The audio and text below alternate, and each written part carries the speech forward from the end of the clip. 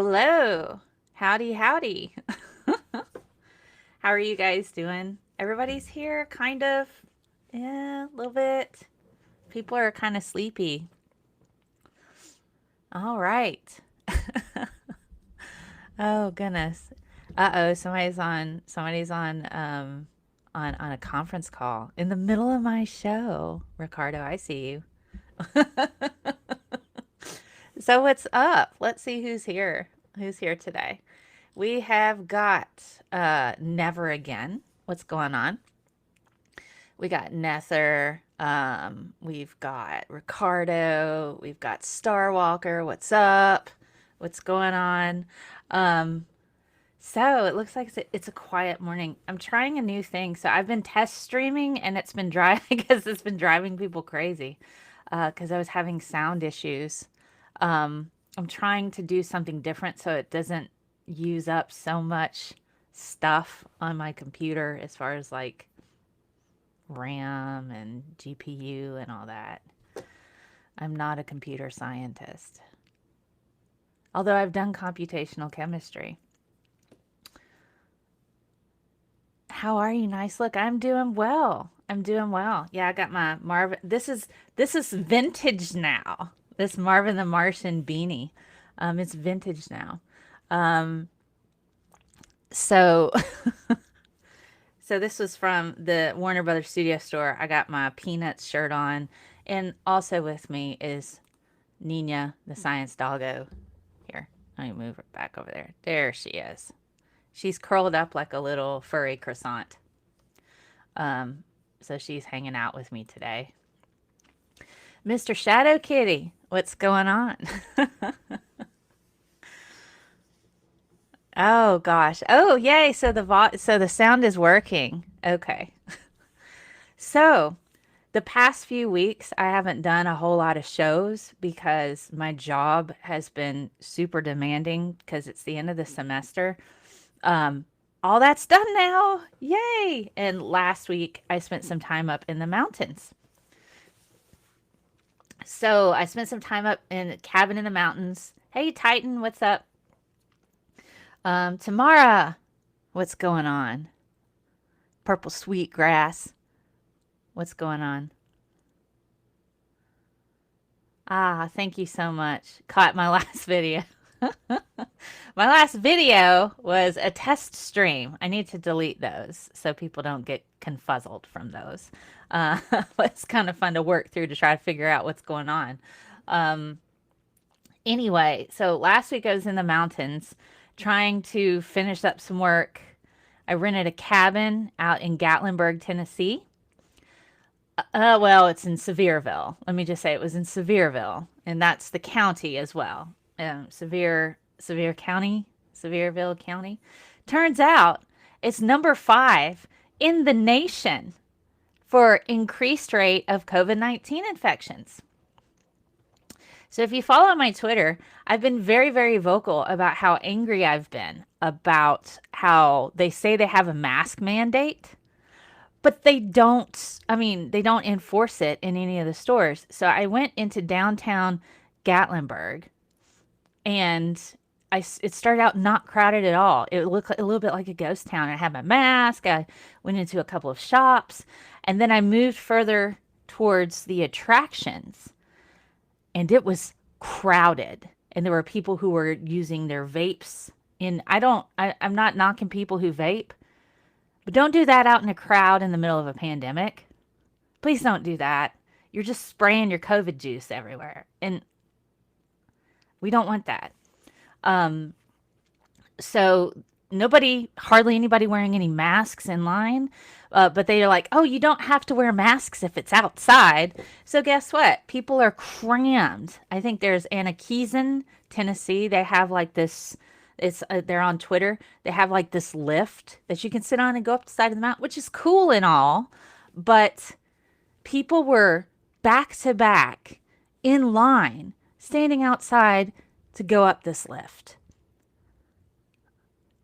Not 6 feet apart like the mandate says. They were all crammed together. And so that really upset me. So I spent about an hour and a half possibly 2 hours total downtown Gatlinburg, and immediately left when it started to look like a super spreader event. So I did. I immediately left. I have really nice masks that have multiple layers. They have some of that fitness material on the outside that wicks away moisture, so it catches moisture, so it does, but because the virus exists in droplets and aerosol droplets. So it's okay. So I've been really concerned. I don't exhibit any symptoms or anything, but I mean, I left my cabin once to go and see this little town that's supposed to be, oh, this cute little town. It was a freaking nightmare. I checked their numbers like within a few days after that. They jumped up to 1,000 active cases, from 600 cases to 1,000 active cases in a matter of days. And their population is a little over 4,000 people for that town, for Gatlinburg, and for the county. I think it's a small county. So 25% of the population of that county has COVID-19. So, oh my God. So I've been sitting here going, man, if I got the Rona from leaving the cabin just one time, I'm going to be like, oh my gosh. You're amazing, Mel. I trust and I'm grateful today. Oh, Tamara, you're sweet. Thank you for that. Nether says, do they not teach about aerosols in middle school? People should understand that. I follow a couple MDs, and there's some really cool people that follow me on Twitter, and I try to spread a lot of their information. It's in one of them. Let me see if I can pull this up really quick.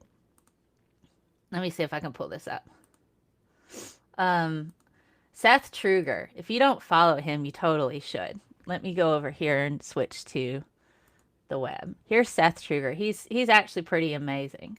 And there he is getting his vaccine. It's MD Aware. He's been featured on CNN and other news channels discussing COVID-19, and he follows me. He's a really nice guy. So I thought this was a pretty interesting tweet. Remember when 9/11 happened and we created the TSA, and now we have 9/11 every day and people won't wear masks? We do.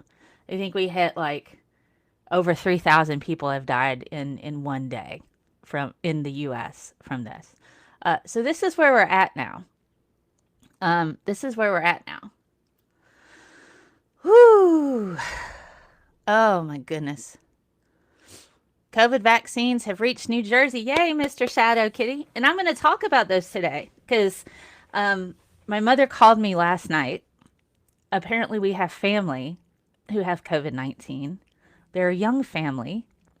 One of the parents has autoimmune disease, and their child has respiratory issues already.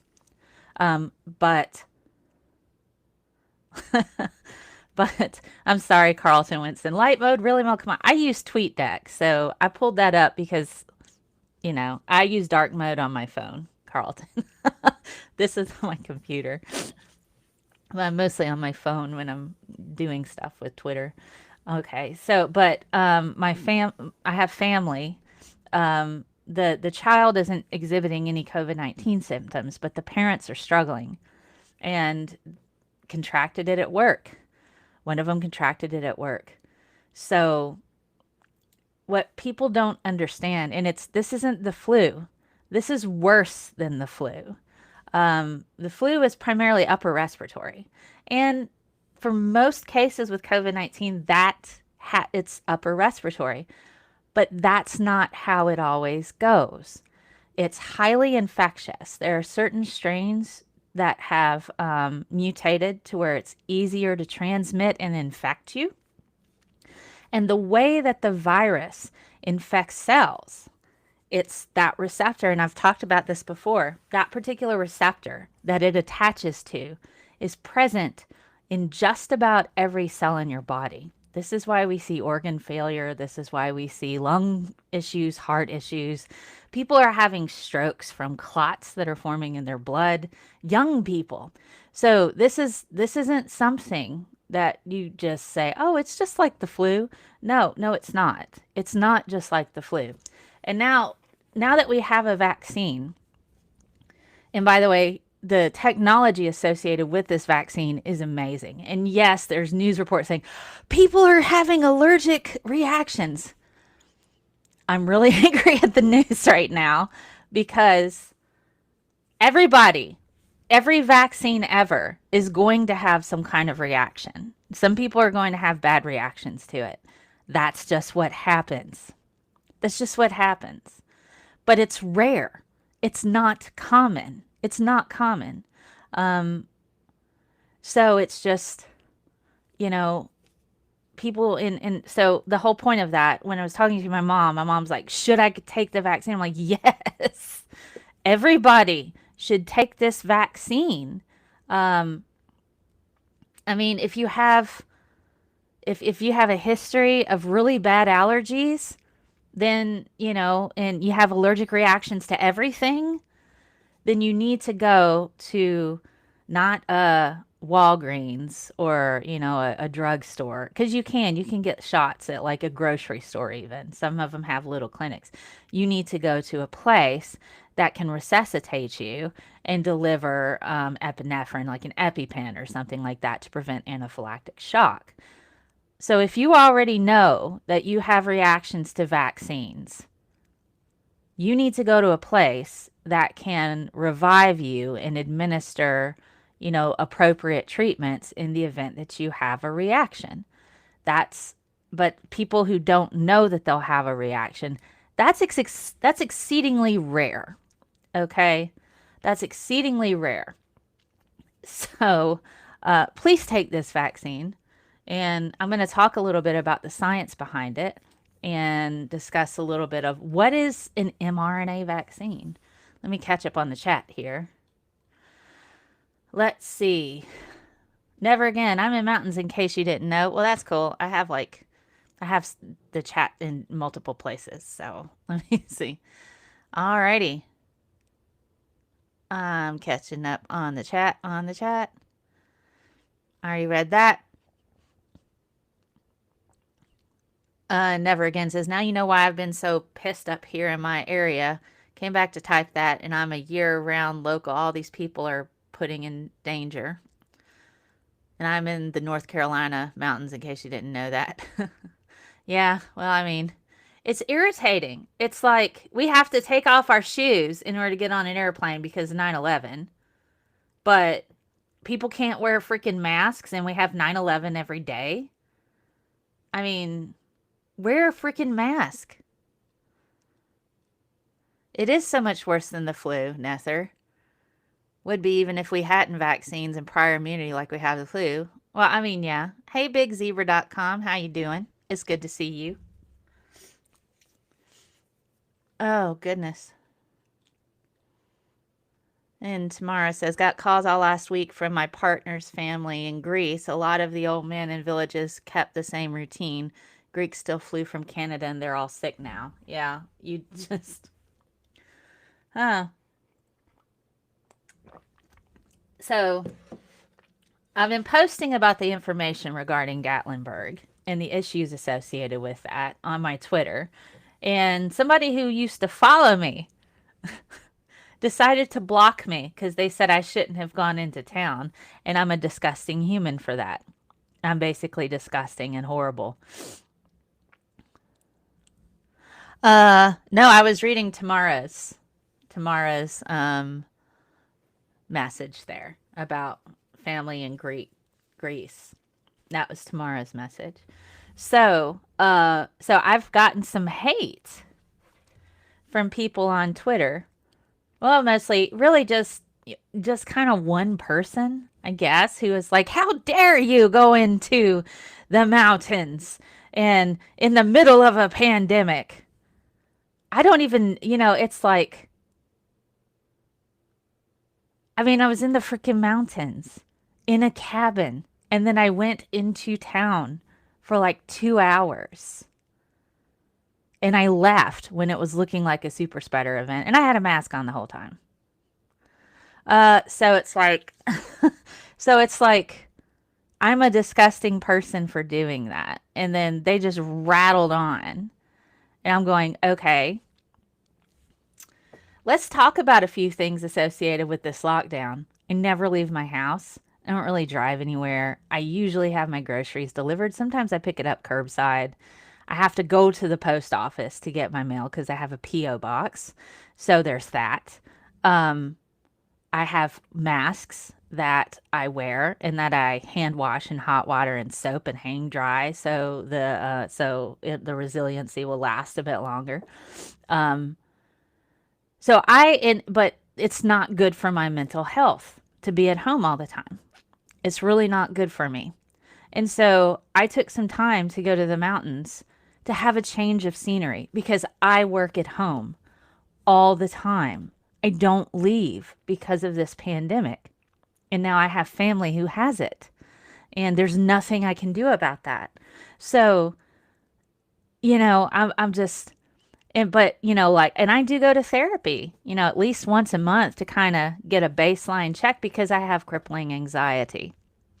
And it's managed. I'm okay, guys. Nothing major.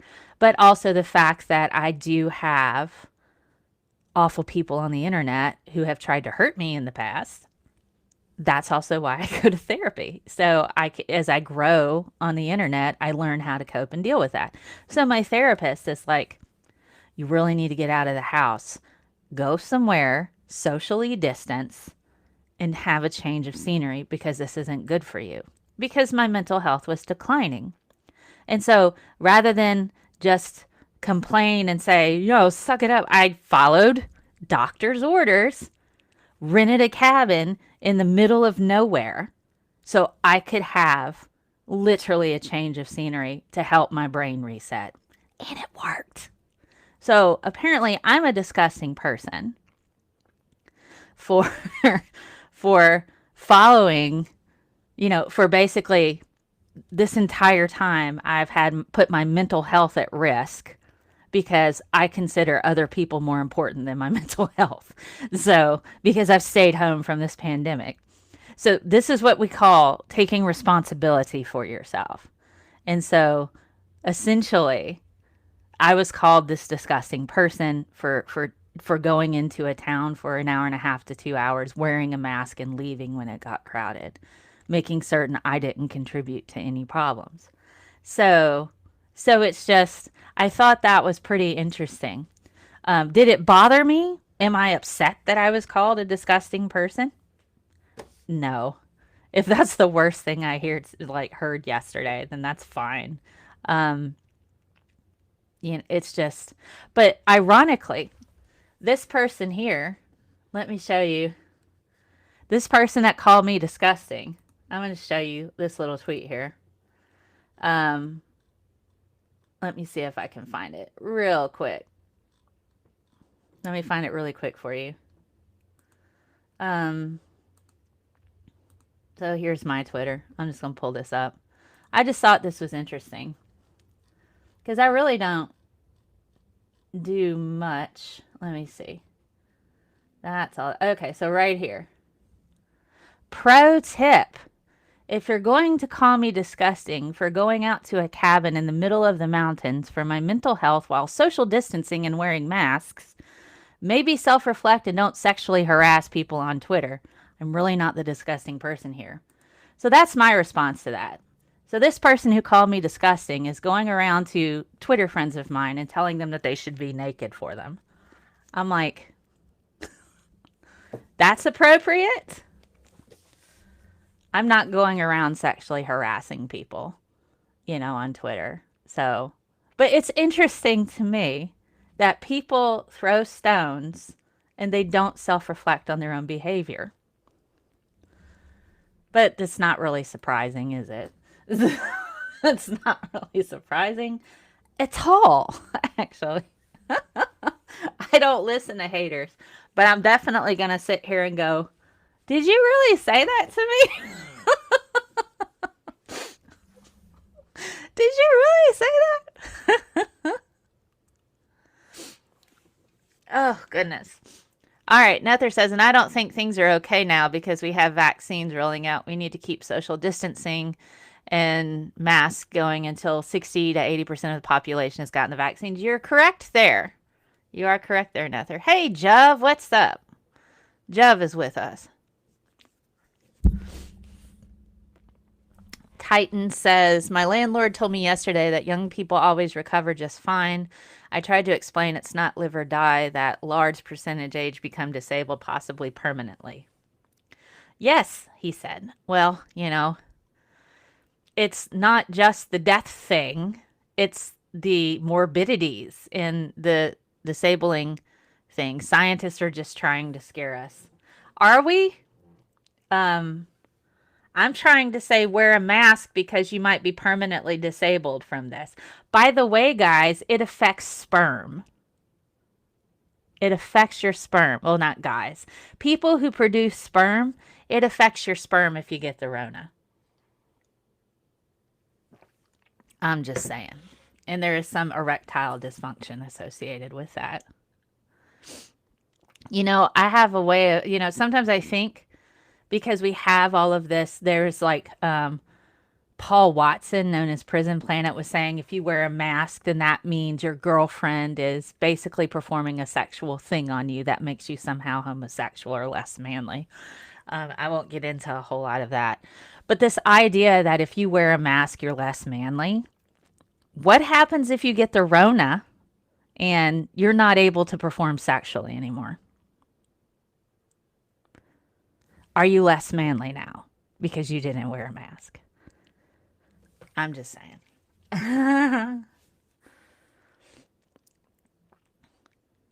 Man. Never again says, what I see, if a lot of folks who think because they are wearing a mask, many not correctly, think they can just crowd in and stand next to me. You need all three to be safe. I know. And then if they think, oh, I'm outside, I don't need to wear a mask because wind, you're like, dude, no. The wind's not always around. Oh my gosh. Oh, I know. It's irritating.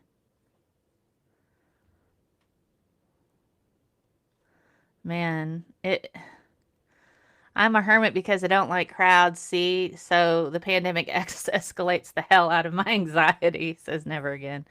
Oh my goodness. And then Nether says, the irony is that my autism actually makes the whole pandemic easier to handle. I don't mind social distancing and being alone in my flat all day, and masks don't make reading faces any harder for me. Well, fair enough. Fair enough. Yeah. You are not disgusting, to be clear. And next time you want to escape, come to the dome. Well, thank you, Never Again. Yeah, I'm not listening to haters. Oh, gosh. It's crazy what people say. Yep.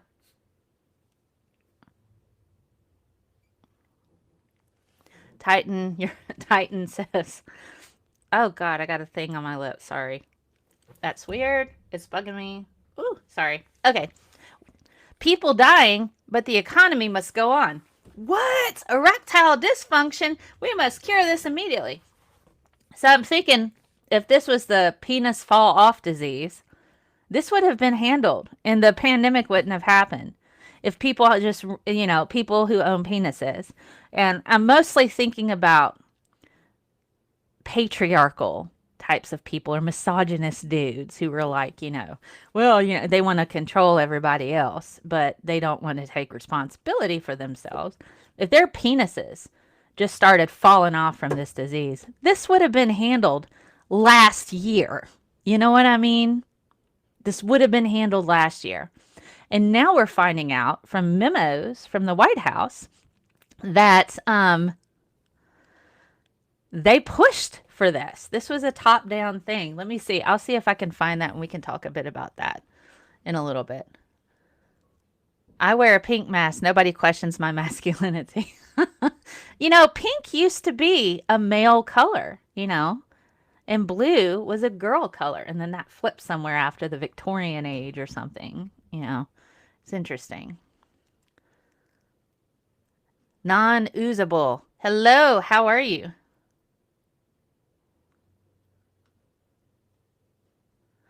Walking the dog the other day, I walked behind a gentleman maybe 25 yards in front of me. He exhaled his vape, and a minute later, I walked through and smelt it.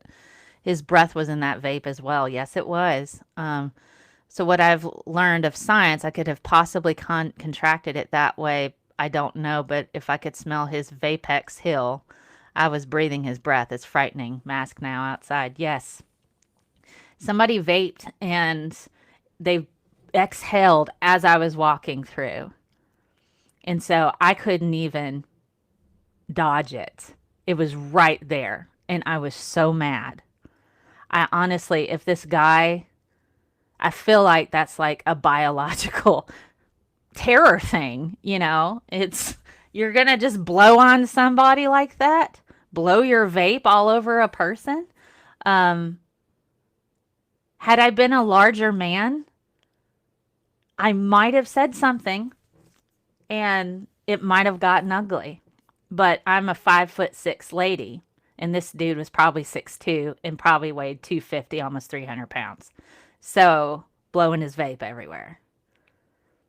Not no wearing no stupid mask. You know, it's just like, oh my gosh. Ah, anyway, so now that we're caught up, and it's good to see you guys again, let's talk about this vaccine. Let's talk about this vaccine. So, we have, FDA has approved 2 vaccines now. I thought I would talk about the Pfizer one first. Let me see if I can find the FDA press release on the Pfizer one. That's Moderna. Okay, so there's already fact sheets that you can get, information associated with the Pfizer vaccine. So I'm going to copy this and I'm going to post it in the chat here.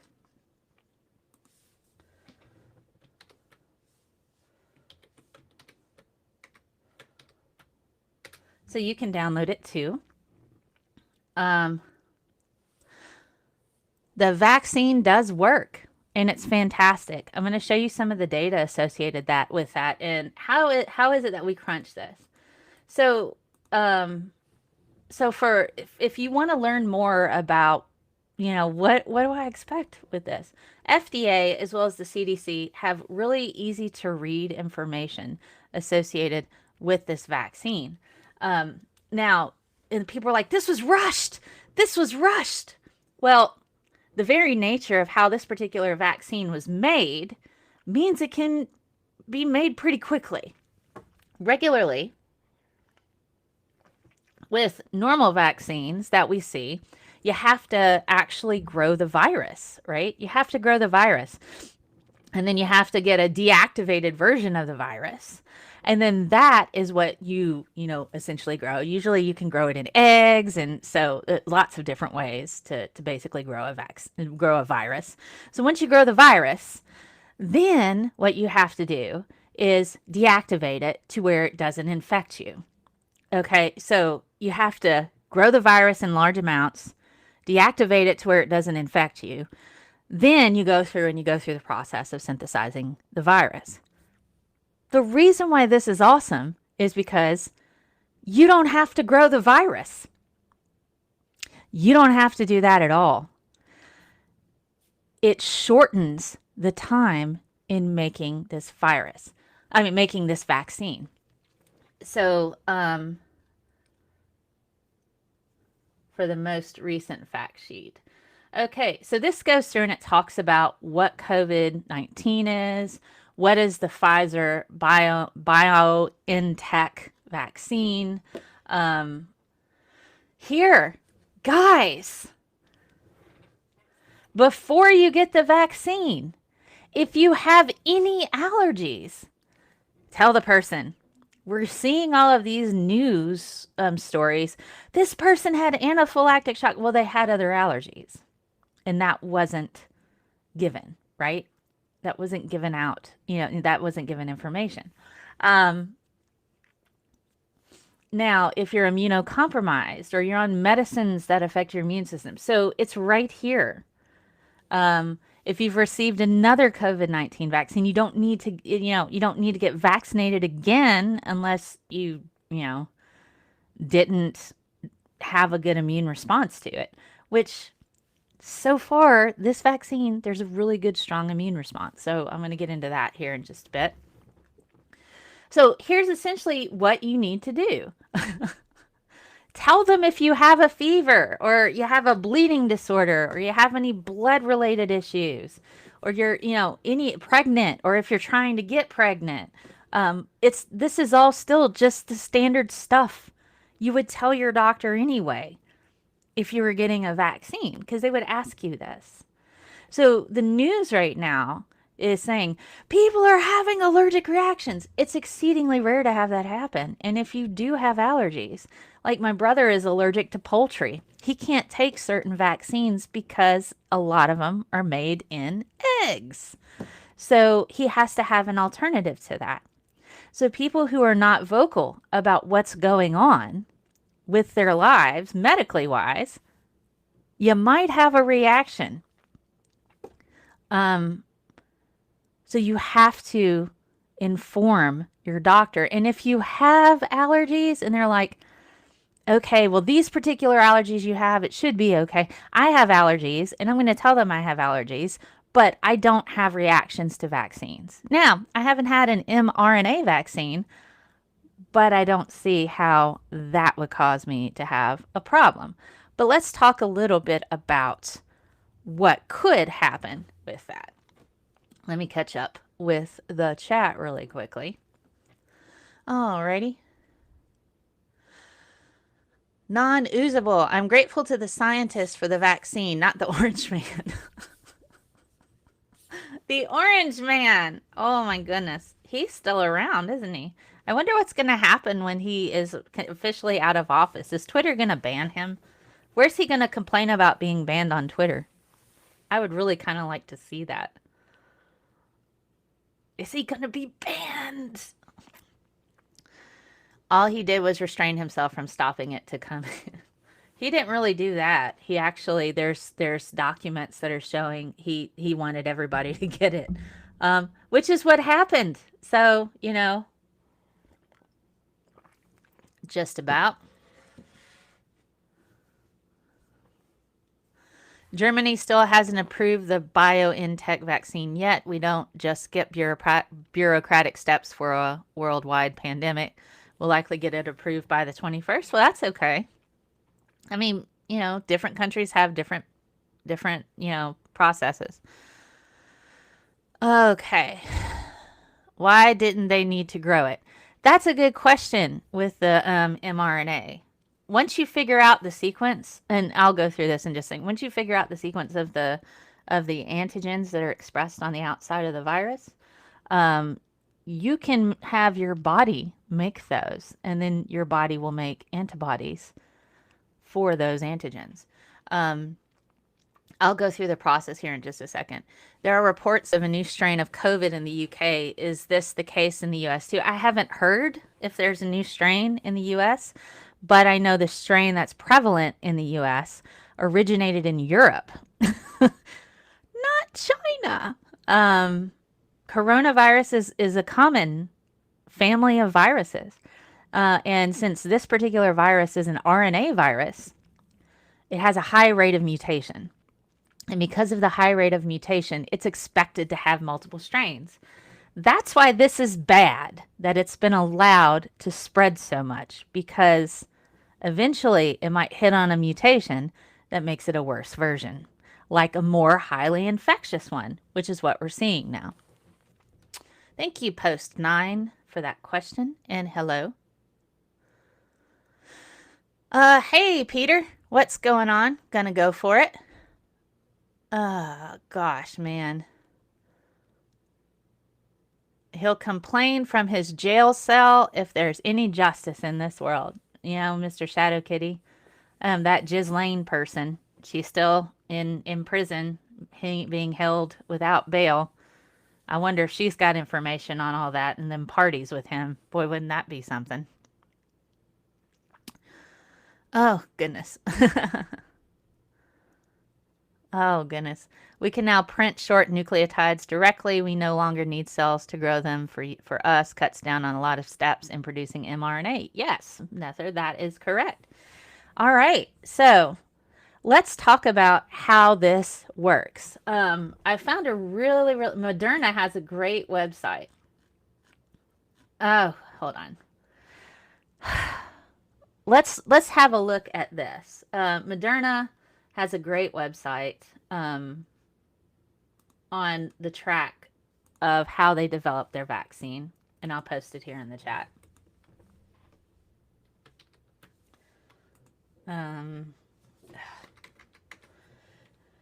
Okay, Control V. All right, so you can have a look at this later. This is, they go through the timeline, and I'm going to just pull this up so you can kind of look. They go through the timeline and how they generated their particular vaccine. So let's see. January 11th. Okay, so keep in mind, vaccine research has been going on since January. Okay, once they got the genetic sequencing of this particular virus, they were able to isolate a portion of the code that's associated with the antigens that are expressed on the outside of the virus. So if you recall, and you may not remember that far back, I actually did a show on viruses. So let me see if I can get this going. Let me put this over here. I don't know if this will let me do the presentation that I want. This is not doing the presentation that I want. Escape. Okay. So I'm just going to do this. And, you know, well, you may or may not know until I can sort out my presentation issues. I did a show about viruses back in October where I talked about the different ways that, and the different types of viruses and how they work. So if you notice, COVID-19 has all these little things on the outside of it. This is the way that it looks. It looks like this little thing here. And so there's different types of viruses. There's different ways that they can enter into a cell. And so for coronavirus, it has those little things on the outside that look like that. So what essentially mRNA vaccines do is it gets your cells to make those little antennas that stick out on the outside of the virus. So we're going to have to talk a little bit about RNA sequencing. All right, so here. That's DNA structure. Protein synthesis. All right. Let me see if I can blow this up a bit bigger for you. Alrighty, gonna shrink this over here. And I'm gonna close that out. So this is what messenger RNA does. And that's essentially what's in these particular vaccines. Messenger RNA is a copy of the genetic code for a particular protein. So on the outside of the coronavirus, you have all of those little things that stick on the outside. They're just like antenna. This is how the virus attaches to your cells and enters into it. Now, how we neutralize something like that, we have to put antibodies on the outside of those viruses, on the outside on those little antennas. It's kind of like a lock and key. And so those little proteins that stick out on the outside of that coronavirus, if we look back at the picture here, those little proteins on the outside there, that's how it enters into our cells. So that's the keys. Those are the keys. And then we have the locks on our cells.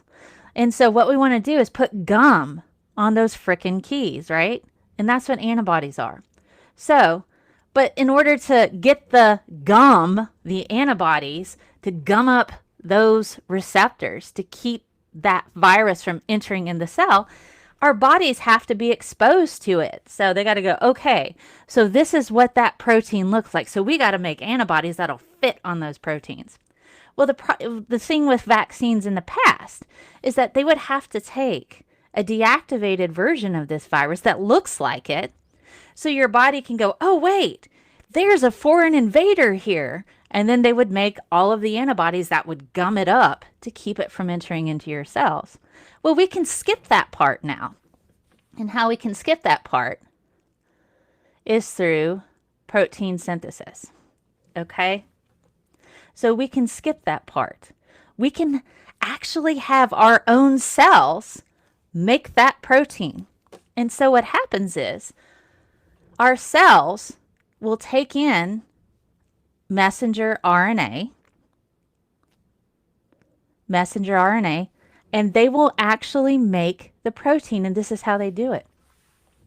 So your body, your ribosomes inside your cells, they don't know if it's virus genetic code or if it's your genetic code.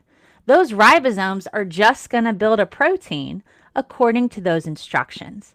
So messenger RNA is kind of like a portable recipe. It's like a text message from your DNA that goes to your ribosomes and tells them how to put together a protein. So for these particular vaccines, these mRNA vaccines, what they've done is they've got the portable message of how to build one of those proteins that are on the outside of COVID-19. And your cells take them up, they make those particular proteins, and they stick out. Your body recognizes them. They go, oh my God, this is a foreign protein. This isn't us. Then it starts to make antibodies. So we've completely bypassed the need to grow viruses, deactivate them, and inject them into our bodies. We're just having our own cells make those proteins for us. So we've completely eliminated the need to use viruses in order to generate immunity. So what's more natural than having your own cells make the proteins? You know, if they're like, oh, it's all natural. Yes, it's all natural. Your cells make the freaking proteins that you need. So instead of having a virus infect you, forcing your cells to make those proteins and making more viruses, you're just forcing your cells to make the individual proteins that don't do anything other than elicit an immune response. This is where we get into all these people are having allergic reactions. It's not all these people. It's a couple of them. But to be quite honest, the reason why these people are having allergic reactions is because their body's recognizing that there's a foreign thing in there. And yes, in some cases, there's anaphylactic shock. But if these people have severe allergies already, like even if it's really bad, if they have like food allergies or any other allergies that causes them to have anaphylactic shock, they might very well have that with this vaccine, which is why it's important for you to tell your doctor if you have severe allergies prior to getting this vaccine. Because your body, I have really bad allergies, but it's like seasonal, okay? I have a runny nose all year. I have seasonal allergies, but they don't get to anaphylactic level of my heart's going to stop if I get exposed to tree pollen, okay? I don't have food allergies. So if you have severe allergies, you need to tell your doctor first, because that means your body is hypersensitive to foreign proteins. That's what that means. So if your body is hypersensitive to foreign proteins, you could very well get a reaction to it, but it's rare, okay? All right, let me catch up on the chat. Okay. Hi, Smiling Game Master. I'm so glad you're here listening on Saturday mornings. Yay! Let me catch up on the chat. Okay, so I put in the video, like the link, so you guys. Okay. Okay, so you can, there's a video that Moderna puts on there as well. I don't know if it'll work if I play it on here. I don't think they'll copyright strike me like some BBC does. Anyway, let's see. So virus. Hello, Ricardo. I already said hi to you, but I'll say hi again. Can we point to other successes to ease the worries? Yes. We're going to look at the data here. What about the Bell palsy and the fetal cell changing your DNA crap everywhere? No. That's not going to happen with an RNA virus. Vaccine, sorry. An RNA vaccine. There is some emerging information showing that it's possible that COVID-19 certain strains are shifting to where they're able to put their own genetic code within yours. I haven't read all of that yet, but there is some emerging information about that with certain strains that are mutating into something worse, like what we would expect when an RNA virus is allowed to go unfettered access to people. Do ScientistMel, do you know of Kevin McKernan and his everlasting rant about pharma evil? No. Okay, I have issues with pharma, big pharma to a degree, but when we're talking about vaccines, yeah, no, I don't have issues with that right now. I don't have issues with that right now. Alrighty.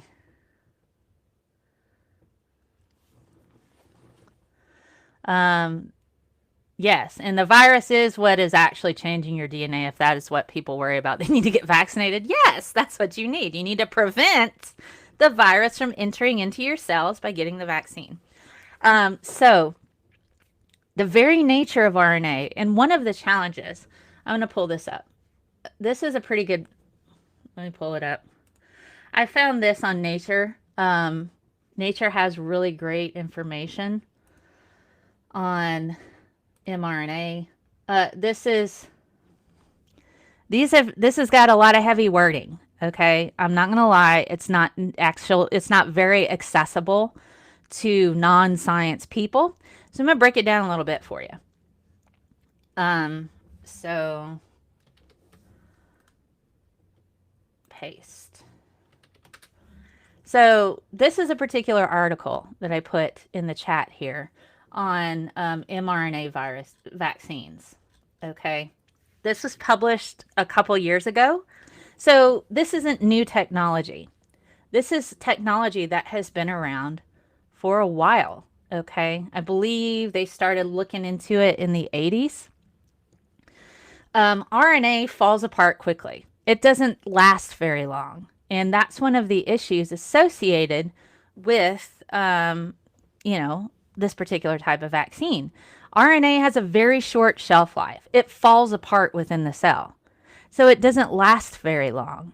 And so there's not any lasting effects from RNA being introduced into your cells. So let me see if I can blow this up a bit more. Okay, so this just goes into a bit Nature reviews.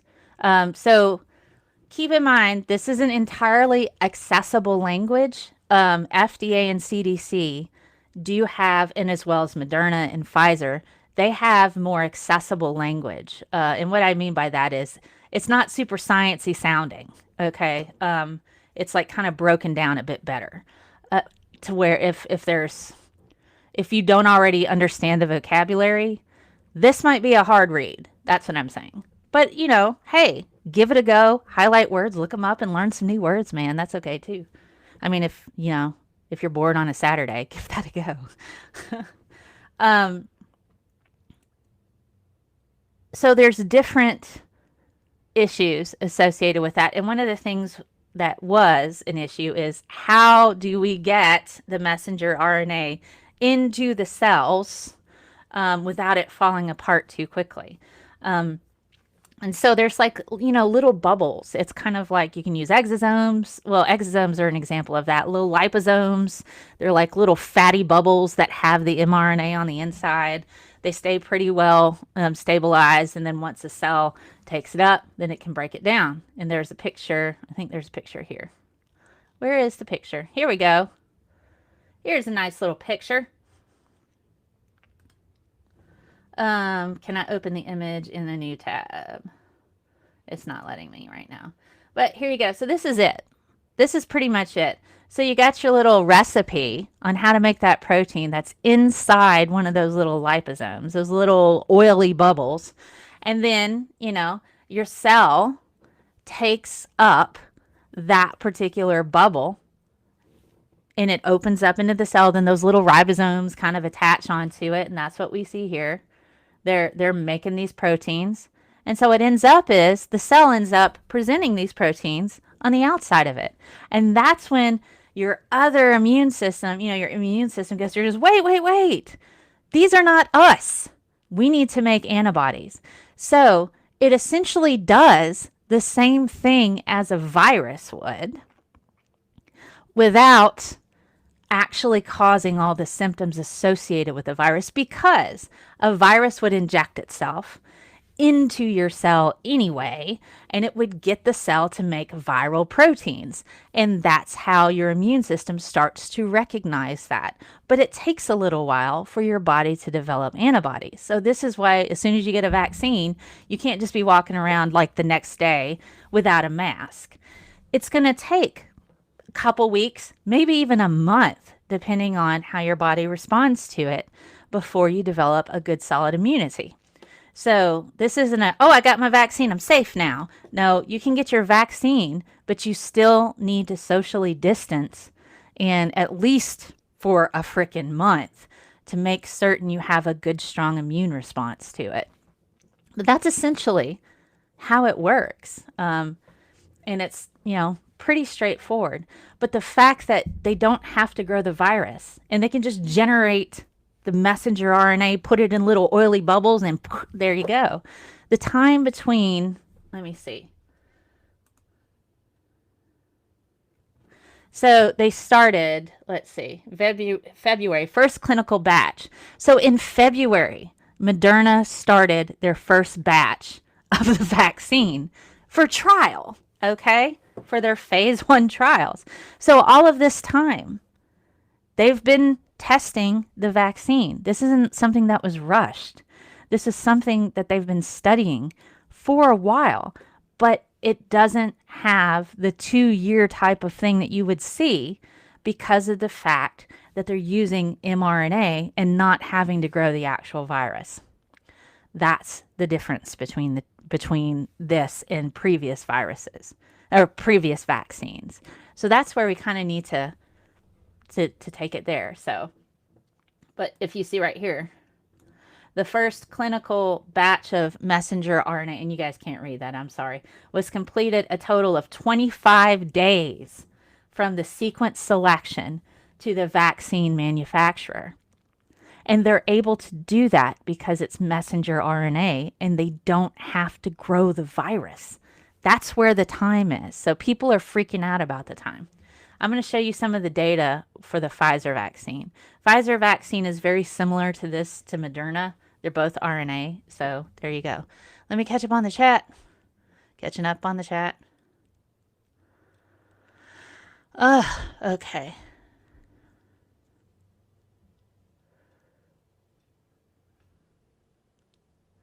Have they used this method before in other viruses? Please. Yes, they have.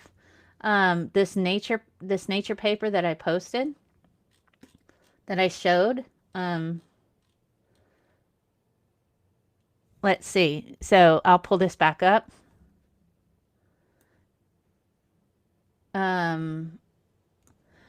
Messenger RNA vaccines have elicited potent immunity against infectious disease targets in animal models of the flu, the Zika virus, rabies virus, and others, especially in recent years, using lipid encapsulated or naked forms of sequence optimized messenger RNA. So lipid encapsulated, that's those oily bubbles. That's all that is. So, and now given this was from 2018, a couple years ago.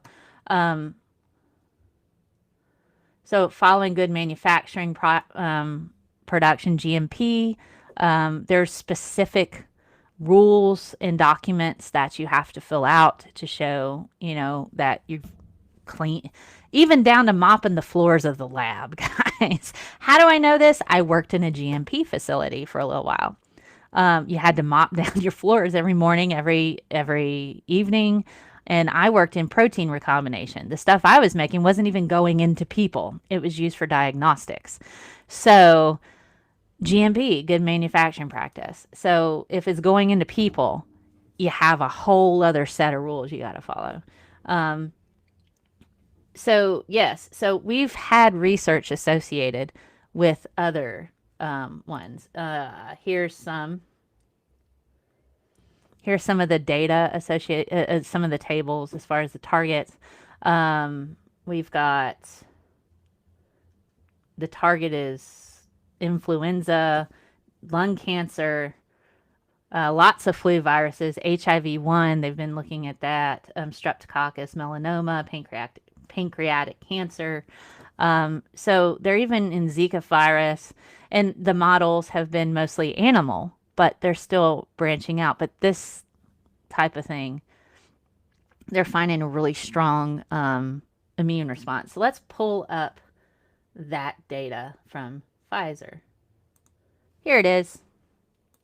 And I'll put this in the chat as well, and you can have a look. This is from Pfizer with their data and information. And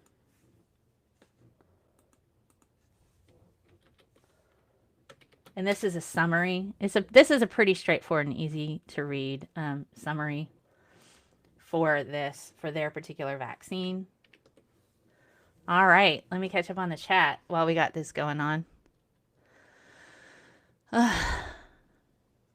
It's okay.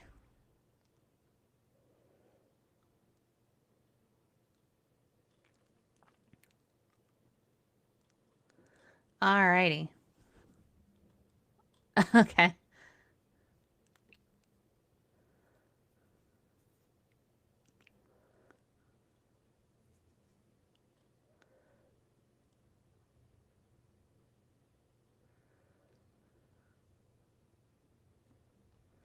Oh, thanks for explaining the population rate thing, Nether, in the side chat. The vaccines rate are compared to the overall infection rate of the population. The people who got the vaccines got COVID at 95% less than the overall population they lived in. Yes, they don't go around infecting people. Which is kind of, that would be highly unethical. But yes, that's a good question. So, but that's all right. The immune reaction takes a month to fully develop. Not necessarily, but people respond differently. I would say social distance for a month on the safe side. Social distance for a month on the safe side. I'd read that it was 3 days after the second dose, so 17 days total. Yeah, that sounds about right. But as I say, people respond differently. So there you go. Non-oozable says, understanding somewhat of how this works and why it is happening so quickly, I'm ready to take the vax as soon as I can. I was going to wait until thousands have taken it and not died. Knowledge for you, right? That's why it's important. I used to be afraid of spiders until I learned more about them. You know, knowledge actually does help eliminate a lot of the fears. By the way, here's the doggy cam. I think we might need that right now. Nina still, my supervisor. I think she's snoring. No, she's not snoring. She's sleeping though. She's sleeping. Okay. Knowledge, knowledge, knowledge. Hello, Cranwise. Where will you be up when Periscope shuts down? Is Periscope shutting down? I'm here on YouTube, I'm on Twitch, I'm on D Live, and I'm on Facebook. So you can watch my streams anywhere on there. If Periscope acts up and decides to not be around anymore, YouTube is a good fail-safe for that. And I'm also facebook.com/ScientistMel. You can check me out there as well. Okay. I'm not priority either, but I'm fortunate enough to where I can work at home. I'm not afraid to look stupid at my age either. I have been trying to sort out sound issues for 3 days now on my computer, and I've been trying to sort out computer issues for like 3 weeks. So I talk to people who know how to do that. And I'm completely I'm not totally technologically ignorant, but I don't keep up with all that like I should because there are other people I know who can do stuff, you know? So, all right. So let's have a look a bit with this data, guys. Data. Check that out, man. Check out this data. Look at that beautiful curve. So this is where we get into how do we read a graph? Okay. First of all, this was a randomized double-blind study of their vaccine. Double-blind means the doctors who administered the vaccines did not know if they got the vaccine or the placebo. And the patients didn't know if they got the vaccine or the placebo. And so it was intramuscular injection on day 0 and day 21. So right in the muscle. Participants were followed for safety and for the development of symptomatic COVID-19 for a median of 2 months. So they watched them for 2 months. So the people who got the placebo, now if we're looking at this graph, our y-axis here, this is the incidence of coronavirus, right? The incidence here, sorry. Here's the incidence of coronavirus, and this is how many days after they got their dose. So look at that. We have like pretty much a flat line. A flat line of people who got the vaccine not developing coronavirus or COVID-19. And here's the people who got the placebo, you know, they again compared it to the population. The vaccine showed some early protection 12 days after the first dose and 7 days after the second dose. 95% efficacy was observed. So 95% of the people who got the vaccine did not develop COVID-19 symptoms. Oh my God, that's amazing. So that's your data there. The placebo, all these people, we saw an increase of over a period of time, looking at individuals. If you didn't get the vaccine, yeah, you're gonna develop symptoms. If you look at the people who got the vaccine, 95% didn't get the virus. So isn't that awesome?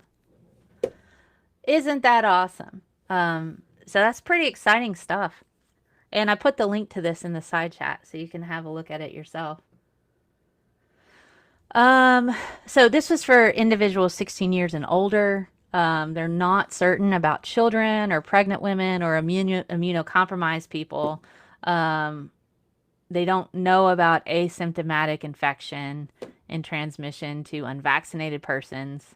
They don't know how to deal with those people who missed the second vaccine dose.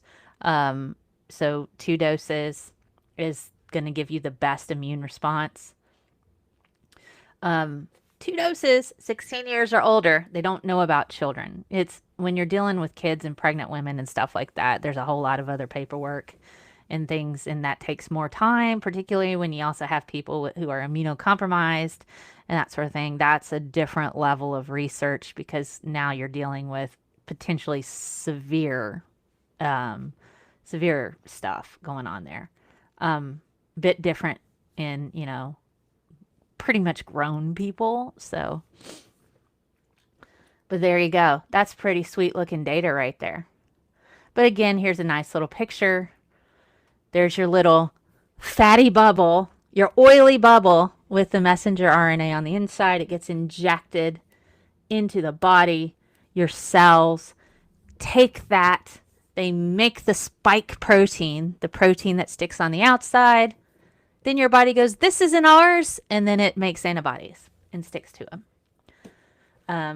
But essentially that's, so when people have allergic reactions, they tend to already have allergies because your body makes, they're trying to get rid of the pollen. They're like, oh my God, this isn't us. And then you have an immune response. That's literally what allergies are. You have immune responses to things that aren't you, foreign bodies, even if they're not infectious, like pollen. So don't be scared of those news headlines. But if you do have a history of severe allergies, you need to talk to a doctor about that before you get the vaccine. Okay? Need to talk to a doctor about that. Okay. Alrighty. Isn't that exciting stuff, guys? Let me catch up on the chat. Same handle on YouTube. Yes, Cranwise. Same handle on YouTube. youtube.com/ScientistMel. You can find me all over there. Same on DLive and same on Facebook. I'll just shill Mel's channel so they can hear it from a nicer person. Oh my goodness, you're funny. All right. I don't mind waiting to get a dose either. I mean, I work at home. But given that I have family now that have COVID-19, I mean, I haven't seen them all year. So it's,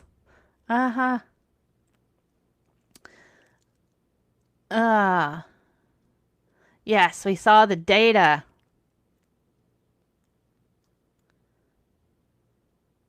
XKCD had a great joke. This is from Nether about the graph. Statistic tip: always try to get the get data so good that you don't need to do statistics. Right? That's really good data too, guys. That's like pretty data. That's like really nice data. It's like these are the people who got infected and these are the people who didn't. Guess who didn't get infected? People with our vaccine. So that's really good data. They didn't get it. So oh my goodness. Hello, Dave Spirals. The best vaccine in the world won't work if it's not taken. That's true. That is true. That is true. So yeah, I'm pretty excited about this. I'm really excited about the vaccine. I'm really excited about the information I'm seeing on it. Let me see if I can find there was something else.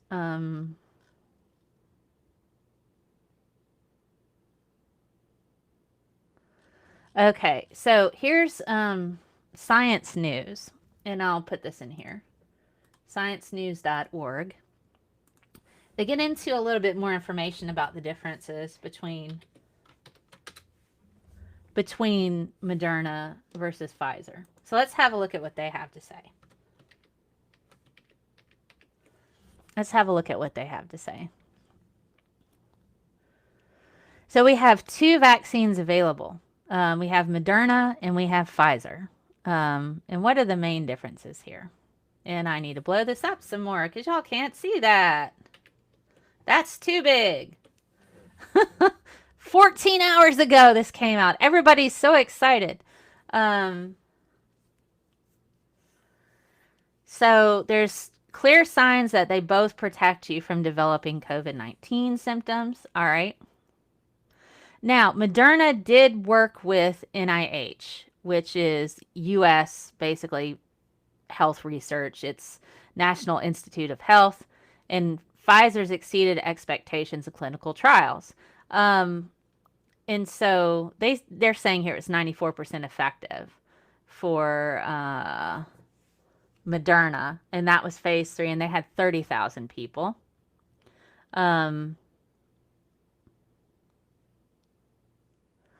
Pfizer's is an efficacy of 95%. the comparable results are likely because the pair of COVID vaccines are a lot more alike than they're different. They're both messenger RNA based.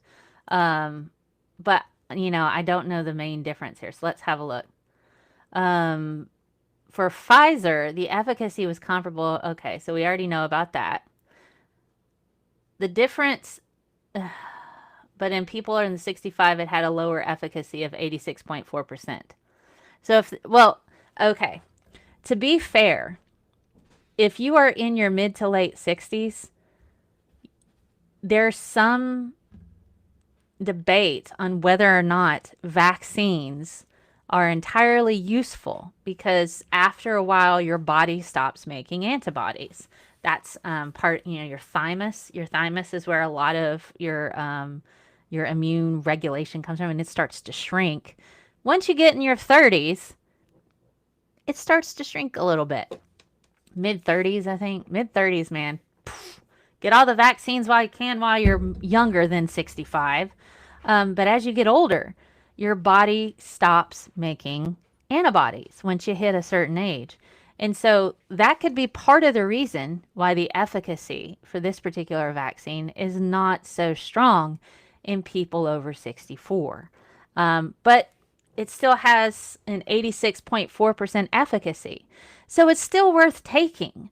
And so the reason why doctors still push for the elderly to get flu vaccines and that sort of thing to help reduce their chance of getting pneumonia and other secondary infections is because they might still be making antibodies. But that could be a reason why the efficacy is a bit lower among the elderly population. But they're saying Moderna's might provide better protection after the first dose. But, it's kind of different. And Moderna's vaccine may be better at preventing severe symptoms, but it's too soon to know. I mean, but if you take the vaccine, you're going to prevent symptoms. 95% chance, 95% chance of not getting the virus. So that means you're not going to get symptoms, right? It's going to be effective in eliminating COVID-19 infection.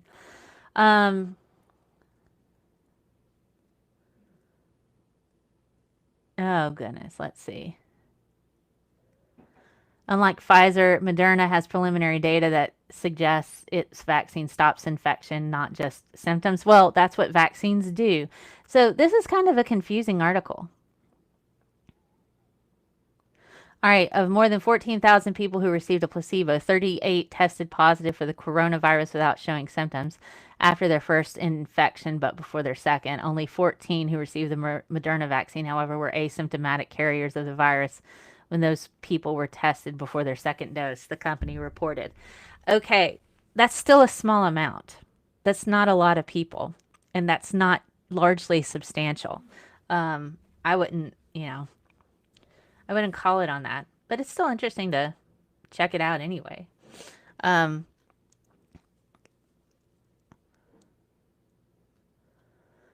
checking out. I wrote a paper about that a while back. What'd you write a paper? A male in his 50s has a really great immune system, lots of memory, and if you're otherwise in good health, can fight off most things, but it diminishes within a decade of reaching peak. Yeah, that's fun. Oh my goodness. I was talking about Pfizer, yes, and Pfizer versus Moderna. I put a little article there for you in sciencenews.org. Don't know if I quite agree with a lot of that stuff.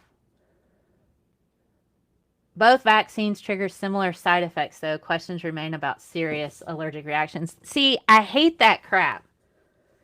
Unless the media is posting all the news associated with the other, reactions from the flu virus.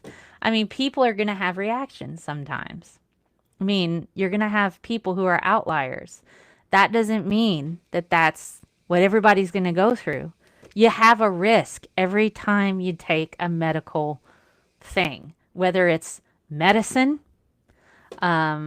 antibiotics, it doesn't matter. Even if it's antibiotics, you run a risk of getting a secondary infection from something else. For ladies, yeast infections. Those are a real thing with really strong antibiotics. You can get a yeast infection. Does that mean you should never take antibiotics again? No. But if you have strong allergic reactions to various things, talk to your doctor. Talk to your doctor first. That's how you prevent all that. Oh my goodness. That's how you prevent all that. That's what makes me irritated about a lot of that. Oh my goodness. Immune system's going to get you. Immune system will get you. And that's why we also see a lot of the elderly onset of cancer. Your immune system is supposed to take out those bad cells if they don't undergo that self-destruct sequence. And as you get older, your immune system starts to deplete. And so that's why we see a lot of what we call elderly onset of cancer, because the immune system is not as strong as it used to be. That's a part of aging. So yeah, no worries about that. You know, stay strong, stay safe, wear a mask, social distance. That's what you got to do. And thank you, Nether, for answering questions in the chat. Nether's cool about that. Alrighty. So, projects coming up. Peasy Myers and I are going to work on this together. Here is a video for that. Check this out.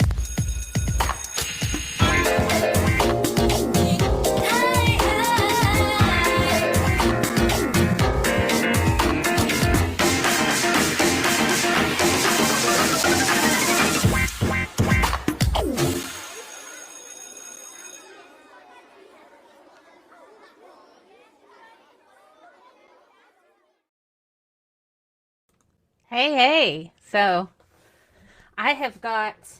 So this summer, I will be collaborating with Peasy Myers on developing open education resources.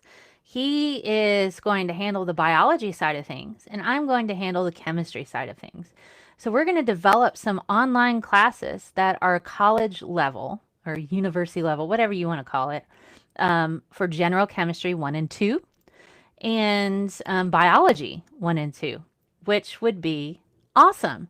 And so I reached out to Peasy recently, and he's like, well, I'm busy this spring. Well, so am I.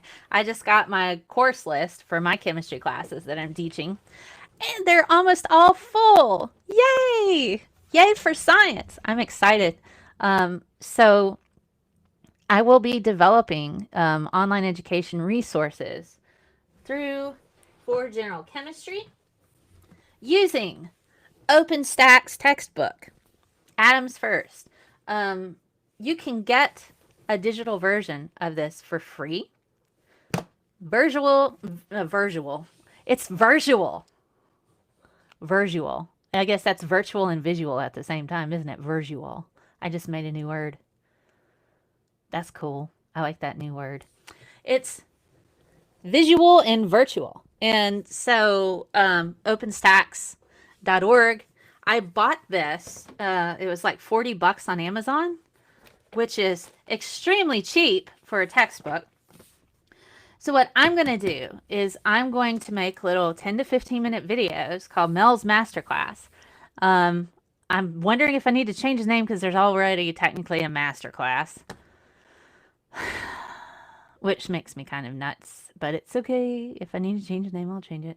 But I'll have a year's worth of general chemistry, and I'll be working on that to have available. I might do, I don't know if I want to release it all at once or release little snippets or what, but it will be in collaboration with work. There's problems in here that you can work on. There's pictures here, and so I'll have like 10-15 minute videos covering each section of each chapter. And there'll be digital labs that you can interact with and see. Now, it's not the same as a hands-on lab, but it at least helps you understand the concepts of it better. And so I'll be doing that for chemistry, and Peasy Myers, he's going to be doing the biology side of things. So that's going to be pretty cool. And hopefully I'll be able to branch out into other things. I need to hit up some physics people. Any physics professors out there want to help me out? Let me know. There's a free physics textbook online through OpenStax. I might branch out into organic.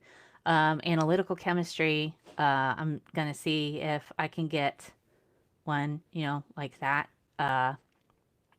See if we can. And there's so much available on biochemistry already, but, you know, not a lot on analytical. And so hopefully we'll be able to get like a whole bunch of science classes for free, guys, so you can learn science at home in your spare time without the stress of, oh my god, there's a test. No tests. I might have little fun quizzes that I'll pop up within the curriculum there that you can take to check your knowledge, but it's meant for fun and it's meant to help you learn. So yes, starting out early days of that, but that's coming soon. Call it Mel on the MC. I used to DJ. Oh my goodness. Oh, let's see. Check in the chat. Okay, I don't see anything new there. That's all right. It's all good. It's all good. Well, I'm not going to keep you guys too much longer. Tomorrow, we are coming back. Hey, Purple Rhymes with Orange. How you doing? We are coming back with Marrow, also known as Nervardia, for This Week in BS. We haven't had a show in a little while. So check it out, 6:30 p.m. Central tomorrow. Peter, also known as Gonna Go For It, is going to be so kind as to run my show for me while I'm sorting out all of the crazy technological issues that I've had, and that seem to be ongoing. But anywho, that's what we'll be doing. But this has been pretty cool.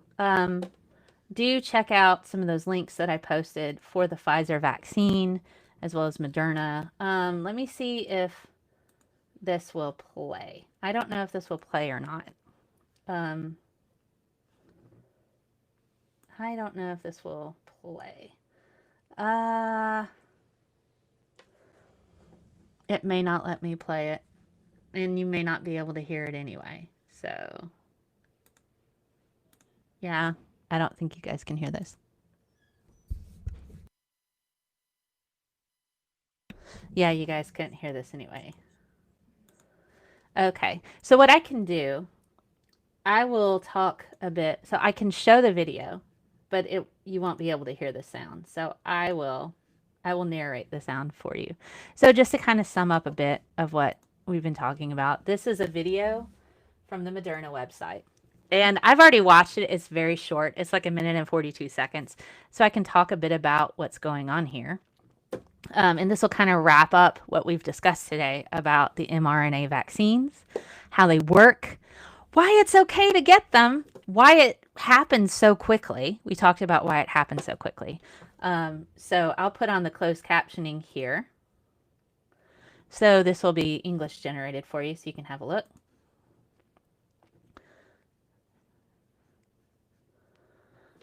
Okay.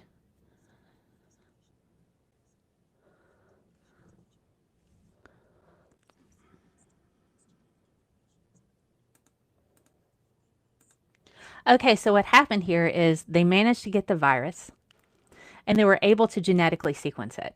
And that information was uploaded for everybody to see in a public database. And so you notice these are all the nucleotides there. Instead of thymine, it's uracil because it's RNA, right?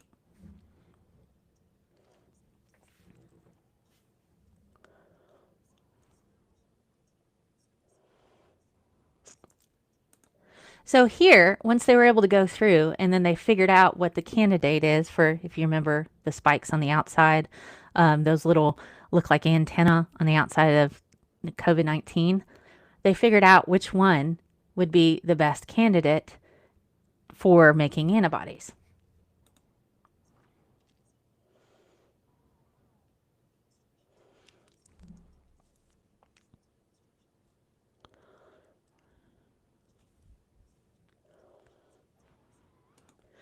So after they figured out what the instructions were, to make that protein. We kind of went through a little bit of protein synthesis earlier because your ribosomes in your cells are going to read whatever that recipe is. They don't know if it's viral or if it's you. And so that's where we can use that to our advantage. So they took that instruction for that particular protein that sticks on the outside of the virus, and your own cells are going to make that protein. So you don't have the symptoms of COVID-19, but it's kind of like, it's like you're pretend infected.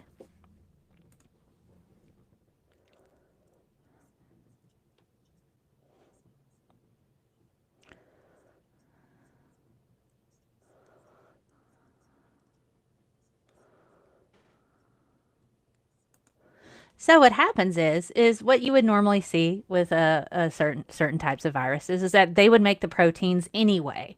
So it's kind of like, well, again, if we put the deactivated virus in you, you could make antibodies for it. But this kind of eliminates the need to grow the virus and deactivate them just by causing your own cells to make the proteins that signal your immune system to attack, right? So essentially what it's doing is it's acting like your cells are infected by the virus, but it's not making you sick. It's just making those little proteins to where your antibodies, or where your immune system can recognize it and make antibodies to prevent you from getting symptoms associated with an infection.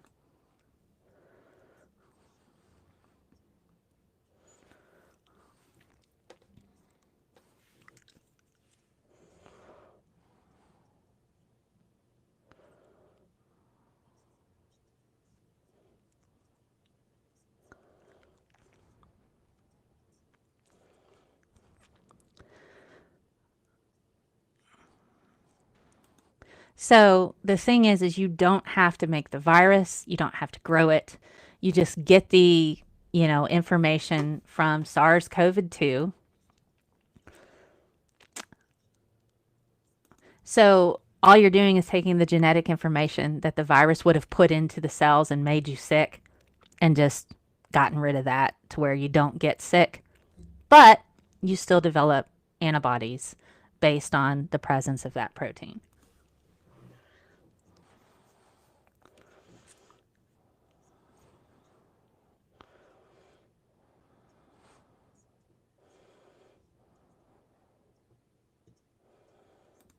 So for Moderna, it was 42 days between getting the sequencing information, figuring out which protein would be the best candidate to use, which one is highly expressed on COVID-19, or the ones that your body would be able to generate antibodies for.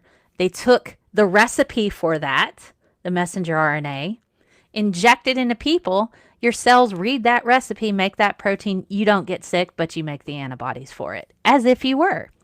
That's why it would happen so quickly. And so all this time between February and like last month, they have been doing clinical trials. So there you go. There you go. And that was on a link I sent here in the chat for Moderna. And you can watch that video again. It's called About mRNA 1273, Moderna's potential vaccine against COVID-19. So if you want to hear the sound on that, because I had sound issues, you can have a look at that. Mel, I'm just going to share the link to those who might listen. Okay, you explain it so much better than I could. Cool.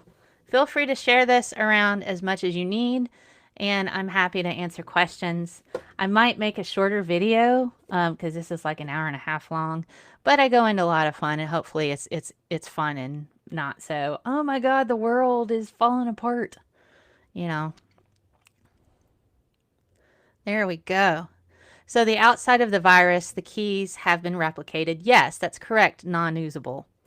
That's incredible. I'm so relieved I got to check in here more often already. Subscribed and hit the bell hard enough. Yay! Yes, so that's all it does is, yeah, so your cells make the keys, and then your immune system goes, hey, this isn't us. and then they make the gum to gum up the lock. So if you were exposed to COVID-19, they already have the gum made to gum up the keys on the virus to keep it from entering into your cells. Your body makes your own vaccine. How cool is that? It's so cool. It is so cool. Oh my goodness.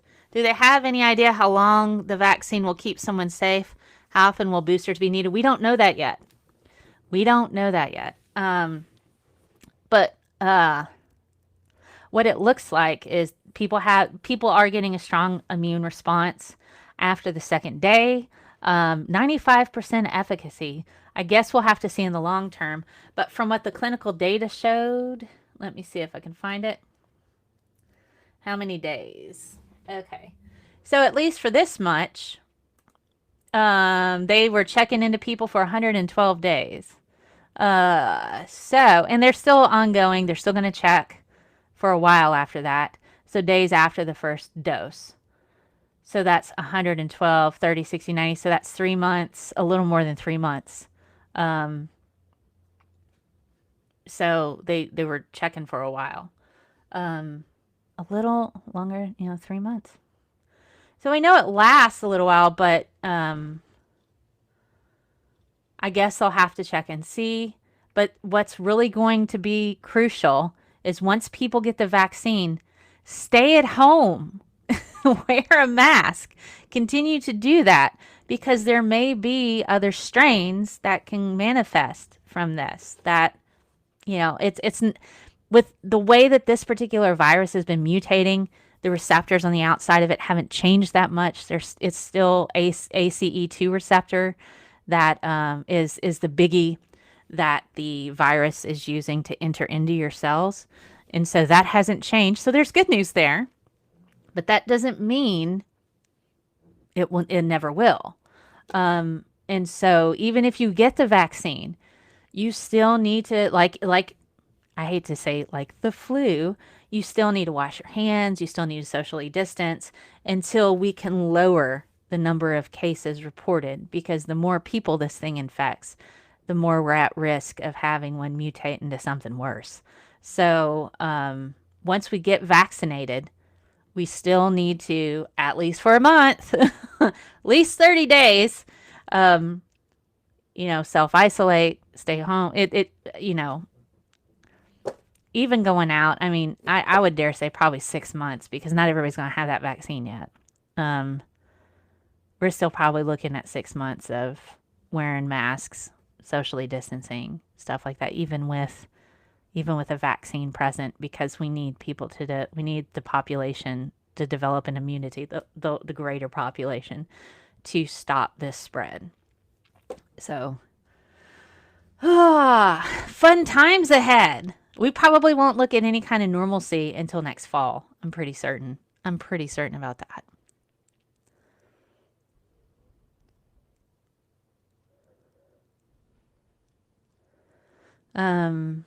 So Nether, thanks for answering those questions in the chat there. All right, guys.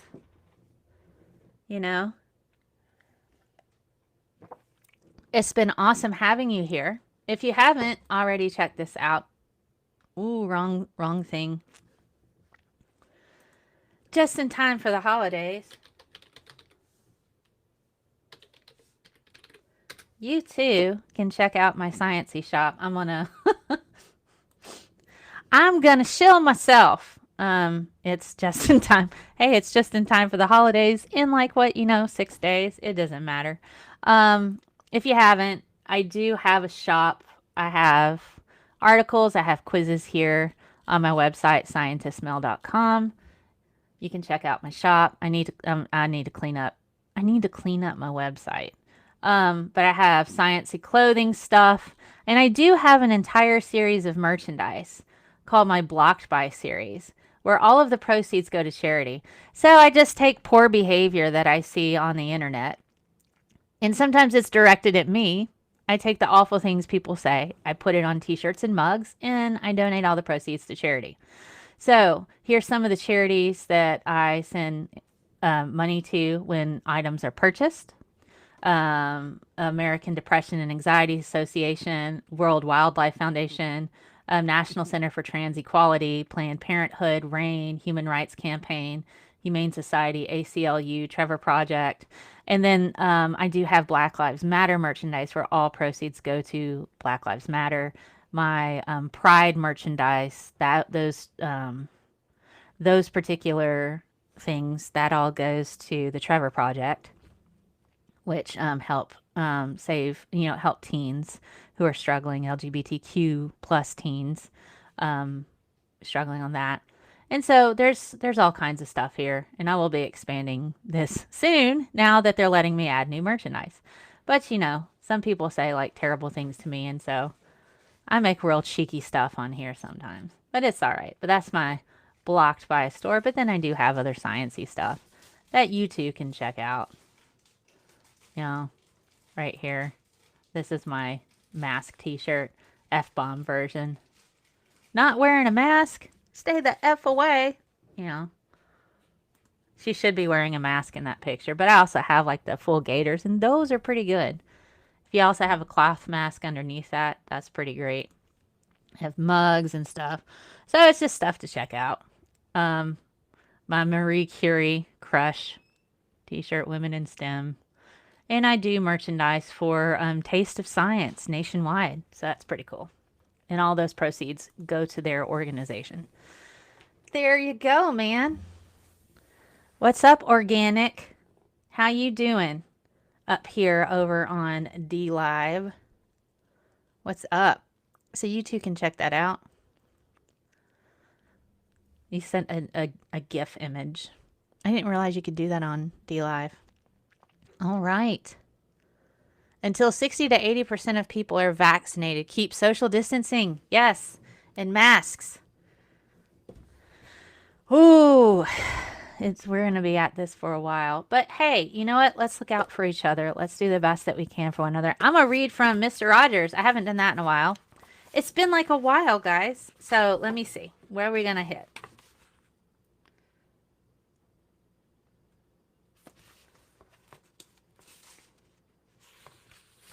Let's see.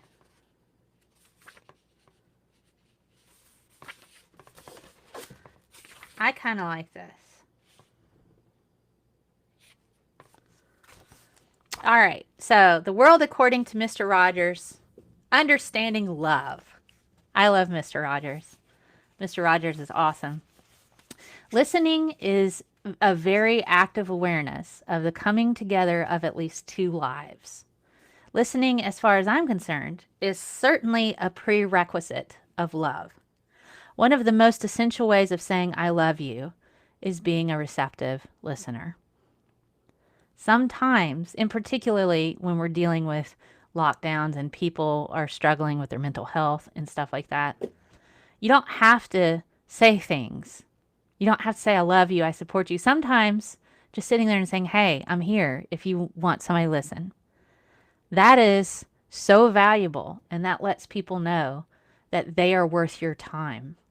Your time given to other people is also a way of showing that you love them. So, listening is a very active awareness of the coming together of at least two lives.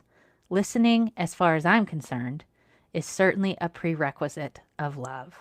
One of the most essential ways of saying I love you is being a receptive listener. I love Mr. Rogers. So right there, the world according to Mr. Rogers. And I will see you tomorrow at 6:30 p.m. Central for This Week in BS with Nervardia, produced by Peter, also known as Gonna Go For It. So, guys, I'm so excited to be back with you. I love this. This is a joy for me. This is a joy for me, and and I love to be able to do stuff like this with you. Last question from non-oozable, and then we will sign off. I'm assuming that someone breathing in your face could infect you through your eyes as well. Yes, you can get COVID through your eyeballs. I'm thinking so because of that, well, I'm not a scientist. Yes, you can. That's why a lot of people wear face shields in addition to masks. Face shields are not enough by itself, but yeah. you can do that. All right. Hello, 2BN323. So I'm going to sign off for now. I will see you tomorrow, 6:30 p.m. Central for This Week in BS. And you guys, you always make each day special for me. You know how? By just your being you. I'll see you next time. Have an awesome day, guys. Like, share, and subscribe, and I will see you later. Bye.